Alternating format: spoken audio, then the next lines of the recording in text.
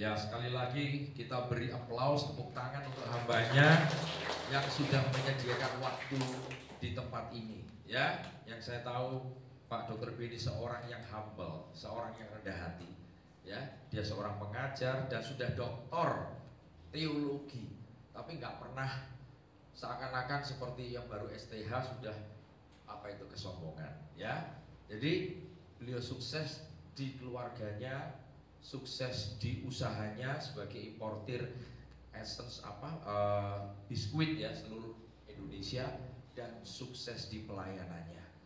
Kita akan doakan Tuhan memberkati terus keluarganya, istri, anak-anaknya. Tuhan memberkati terus pelayanannya, Tuhan memberkati terus usahanya, terus ditambahkan supaya sisa waktu yang dimiliki benar-benar digunakan untuk memuliakan nama Tuhan dan dapat menyelesaikan pertandingan iman mencapai garis akhir. Baik, kami ucapkan terima kasih, dan juga semua yang sudah hadir pada sore hari ini.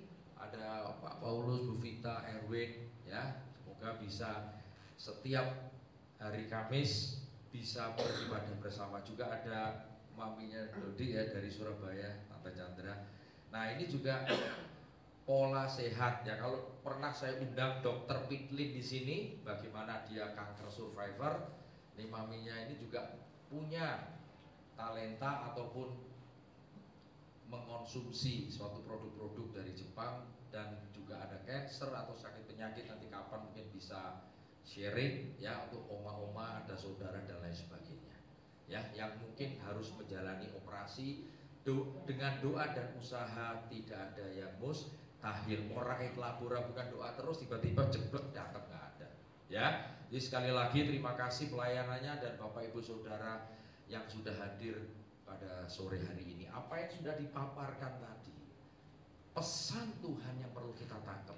Mungkin sedikit saya tambahkan. Tunggu sampai kapan Pak? Saya nggak dengar suara itu. Itu yang sering. Saya selalu ngomong, tunggunya di mana? Ruang tunggu Tuhan. God's special room, the secret place of God. Itu kuncinya masuk di tempat kudusnya. Jadi kemarin live streaming, puji Tuhan, ini semua karya Tuhan. Banyak yang Muslim ikut. Dia tanya kenapa Yesus di sana, di live streaming 2500. Dan saya percaya kalau itu memang kehendak Tuhan, terus Tuhan akan tambahkan. Ya, dan saya tidak ambil monetize ya, Pak San juga tahu karena apa? Yang kita paparkan firman itu harus utuh, bukan di cut demi uang. Tuhan bisa sediakan lebih dari yang bisa kita pikir dan doakan. Ya, saya digoblokin Pak. Lu udah monetize aja, kamu punya hak. Ya, tapi kalau yang iklan hilang fokusnya. Tadi saya salut apa yang disampaikan. Yang pertama Pak, belajar kebenaran firman, hidupi. Ya, Yosua 1 ayat 8, Mazmur 1 ayat 1 sampai 3. Ini renungkan, gak ngerti Pak. Nanti Roh Kudus yang akan memberi pencerahan. Roh Kudus akan memberi pengertian supaya kita jadi ngerti. Tapi kalau kita tidak menjadi pelaku firman, hanya pendengar yang baik, ya dikatakan percuma. Kita sudah dimiliki Kristus seutuhnya, tapi kita di luar terus. Paham? Tuhan ingin kita selalu bersama. Maka tadi dikatakan kalau kita sering keluar masuk, ya kadang damai kadang enggak Pak. Persoalannya di mana? Kita sering keluar masuk di tempat kediaman Allah. Hanya sedikit waktu di tempat kediaman Allah, tapi banyak di luar. Mari sore hari ini ya kita bersyukur hambanya menyediakan waktu dan memberikan pesan. Jesus is the only hope. Harapan hanya di Dia. Sekalipun jalan buntu, akulah jalan kebenaran dan hidup. Dia satu-satunya jalan. He is way out for every problem yang Dia izinkan. Dia pegang kendali, tepat semua. Jadi saya nangkep apa yang dipaparkan. Beliau bukan hanya belajar, tapi dipimpin Roh Kudus. Saya peka kalau ngomongnya nggak tepat, firmannya nggak dihidupi, ya saudara bisa tangkap ada rema. Apa itu rema? Logos yang berubah jadi rema yang memberi kita hidup. Sesuatu yang menggerakkan hati kita, sesuatu yang membuat nggak biasa ketika kita mendengar. Saudara bisa tangkap tadi apa yang dipaparkan Pak Pendeta Dr. Ben. Itu harus masuk ke sini. Dan itulah yang menyembuhkan. Rema itulah obat yang mujarab, bukan firman. Betul. Ibrani 11:1. Iman timbul dari pendengaran akan firman yang berubah jadi rema. Baru kesembuhan terjadi, baru pemulihan terjadi, baru terobosan terjadi. Kenapa nggak terjadi apa-apa? Karena ya logos adalah logos, firman tetap firman, nggak dihidupi. Betul. Ya, nanti ada Bible study selesai. Pak Pendeta Dr. Bedi boleh nimbrung. Banyak pertanyaan hamba Tuhan, tapi saya nggak mau diadu domba. Beri pengertian yang benar, dasar Alkitabiah. Intisarinya di situ. Dan teman-teman yang non Kristen pun diberkati dari live streaming itu. Saya percaya, ya ini sudah waktunya Tuhan kita bergerak. Kita nggak bisa diem aja. Roh Kudus itu dinamis dan dunamis.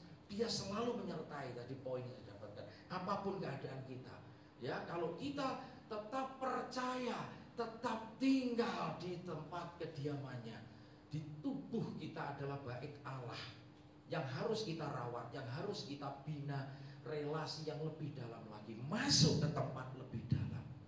Maka tema tema-tema yang saya sampaikan itu adalah tema yang dapat dari Tuhan untuk berguna. Ya kan, Alkitab adalah segala tulisan yang diilhami oleh Allah, yang berguna untuk mengajar, berguna untuk menyatakan kesalahan, berguna untuk memperbaiki perilaku kita, dan yang terakhir mendidik orang di dalam kebenaran, Bapak Ibu. Itu murid tadi. Ya, kalau kita nggak jadi murid, nggak masuk. Perintah amanat aku, jadikan semua bangsa muridku, baptislah di dalam nama Bapa, Putra dan Roh Kudus, dan ajarlah apa yang telah kuperintahkan kepadamu. Senantiasa aku akan menyertai kamu sampai akhir zaman. Menyertai itu kata kunci yang tadi disampaikan. Apapun keadaan kita, selama Immanuel, Tuhan menyertai kita, nggak usah takut. Ya, saya tahu banyak masalah di sini, dan saya selalu ingatkan Bu Francesca, Tuhan akan pakai Bernard. Yes, God will protect, even though dia posisi seperti itu. Itu diizinkan semua. Ya, siapapun, apapun, sakit penyakit kita, masalah rumah tangga, apapun, ini tadi bukan menjadi sesuatu alergi dari masalah, tapi jadi makin banyak masalah, makin banyak latihan ya Pak Bini, supaya mental kita tahan banting, tahan uji. Roma berapa itu? Penderitaan, kesengsaraan, ketekunan, tahan uji, pengharapan. Dan pengharapan di dalam Kristus ini tidak akan mengecewakan. Diberkatilah orang yang mengandalkan Tuhan, tapi terkutuklah orang yang mengandalkan. Jadi diubah pola pikirnya. Ya, bergantunglah kepada Tuhan sepenuhnya. Pak Bu Francesca, ya, percaya Tuhan bisa ubah yang nggak mungkin jadi mungkin, dan dia pakai Bernard jadi terang dan garam dunia. Amin. Contohnya banyak, yang namanya Johan Effendi, yang namanya Pak Pastor Kiki, apa ancur-ancuran hidupnya diubah Tuhan, ya kan? Apalagi seorang Bernard, itu masalah kecil, maka jangan lihat masalah itu besar. Tuhanku lebih besar dari setiap masalah yang diizinkan. Berarti dia pegang kendali, dia yang awali, dia mengakhiri. Ada waktunya diawali, ada waktunya diakhiri. Dia yang menyelesaikan. He is the author and the finisher. Itu jelas. Ya, nggak mungkin menderita itu terus menerus. Orang benar tidak akan dibiarkan menderita selamanya. Jangan niru seperti Lazarus, Pak. Nah ini Pak Ben, Lazarus kan semasa hidupnya menderita, tapi toh masuk surga. Saya nggak mau. Mau? Enggak dong. Mau Pak? Halo. Konyol. Tapi kan masuk surga. Saya nggak mau. Siapa? Jangan dicuplik satu ayat. Jadi kita menderita rela pun, toh akhirnya masuk. Tuhan sudah mengatur, ada waktunya kita keluar dari timing God's plan. Kita yang rugi. Ya. Jadi penderitaan itu bukan sesuatu yang memberatkan. Ya, kemarin Pendeta Apis bilang latihan beban. Betul juga, untuk jadi seorang binaragawan. Itu beban-beban itu justru menolong. Kalau nggak ngangkat beban, ototnya keluar nggak? Enggak. Betul? Sama, ibu-ibu latihan masak, Bu Eri bisa menampilkan karena dia masak dari hati, karena dia sungguh-sungguh. Ya kan? Kalau sungguh-sungguh kepercayaan itu Tuhan berikan lebih lagi. Kita ini sedang diuji, dipercaya sampai seberapa. Ya, seperti Pak Beni. Ditambah terus, semakin dipercaya, semakin ditingkatkan. Semakin banyak godaan, semakin banyak tantangan. Ya, dan saya sangat apresiasi tadi juga masalah keluarga. Beliau sendiri memberi contoh, maka dia bisa menyatakan di tempat ini bagaimana fungsi keluarga di dalam menghadapi setiap persoalan, bagaimana fungsi komunitas. Ya, ini penting Bapak Ibu. Jangan menyendiri, udahlah hopeless, ya kan? Udah takdir, enggak. Tidak ada itu, betul? Bersama Tuhan Yesus kita akan bisa menghadapi badai sebesar apapun. Amin. Karena dialah jalan keluar dari setiap persoalan dan sakit penyakit kita. Amin. Kita akan. Bapak Surgawi, terima kasih. Kami akan mengakhiri persekutuan ibadah sore hari ini Tuhan. Engkau sudah mengutus hamba-Nya menyampaikan pesan-Mu. Kami menerima pesan itu. ada rema baru, ada pengertian baru, agar kami dikoreksi, agar kami terus mau memperbaiki diri, mau diperbaharui hati dan pikiran kami, roh kami terus menyala untuk bisa menyelesaikan pertandingan iman dan melakukan kehendak-Mu, menyelesaikan pekerjaan-Mu seperti pesan-Mu. Terima kasih Tuhan, Engkau ada di tengah-tengah kami, Engkau melawat setiap jiwa-jiwa yang ada di tempat ini. Tuhan tahu semua Bapak Ibu, segala pergumulan kita, tidak ada yang tersembunyi di hadapan Tuhan. Akui, datang kepada Dia yang berbeban berat, letih lesu. Tuhan akan berikan kelegaan. Tuhan akan memberikan jalan keluar bagi mereka yang sungguh-sungguh mengasihi Dia. Hanya harapan Yesus, bukan yang lain. Jangan berharap kepada manusia, berharaplah kepada Tuhan. Itulah sikap yang benar, respon yang benar yang harus Bapak Ibu Opa-opa lakukan. Mungkin kita disakiti oleh anak, mantu, besan, siapapun, rekan kerja, rekan pelayanan. Anggap itu menjadikan untuk perbaikan sifat karakter kita. Oh, ternyata saya kurang sabar. Ya Tuhan, ternyata saya harus belajar rendah hati. Saya harus belajar mengampuni. Besi menajamkan besi, manusia menajamkan manusia. Thank you Lord. Kalau Kau izinkan di dalam berinteraksi dengan sesamamu, kami percaya ada rencana-Mu di balik setiap hal yang buruk untuk mendatangkan kebaikan seperti tertulis di Roma 8 ayat 28. Masalahnya kebaikannya kapan? Yang ada kami menunggu, belum ada perubahan, belum ada terobosan, kesembuhan, pemulihan di keluarga, di pekerjaan, di usaha. Mari Bapak Ibu Saudara Opa-opa, kita terus belajar menghidupi firman supaya ada kekuatan baru yang Tuhan berikan, seperti di Yesaya 40 ayat 31. Ketika kita menanti-nantikan, berharap hanya kepada Tuhan, seumpama burung Raja Wali yang terbang tinggi melintasi badai. Ketika kita berjalan tidak lelah, ketika kita berlari tidak merasa capek, ada selalu kekuatan baru. Di ratapan juga Tuhan menyatakan kasih Allah tidak pernah berkesudahan, selalu baru setiap pagi. Kita butuh kasih-Nya Tuhan sebagai fondasi dasar kehidupan manusia. Iman dan pengharapan menyusul berikutnya. Untuk apa kita punya iman yang besar tapi tidak memiliki kasih? Semua ditopang oleh kasih-Nya. Yohanes 3:16. Engkau menyatakan begitu besar kasih-Mu sehingga kami yang berdosa boleh ditebus. Kami boleh masuk kepada kerajaan-Mu dengan pengantara Kristus.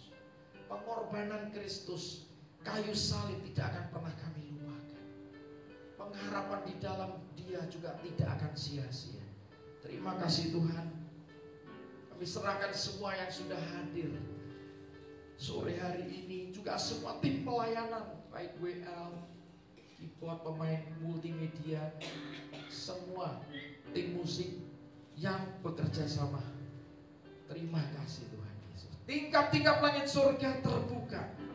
Diberkatilah kesehatan-Mu, diberkatilah keluarga-Mu, diberkatilah rumah tangga-Mu, diberkatilah pekerjaan-Mu, diberkatilah pelayanan-Mu, diberkatilah usaha-Mu, diberkatilah seluruh aspek kehidupan-Mu, dan biarlah sinar terang kemuliaan Allah Bapa dan cahaya wajah Yesus Kristus selalu menyinari kami semua sampai dengan Maranatha. Di dalam nama-Mu Tuhan Yesus. Haleluya, puji Tuhan. Amin.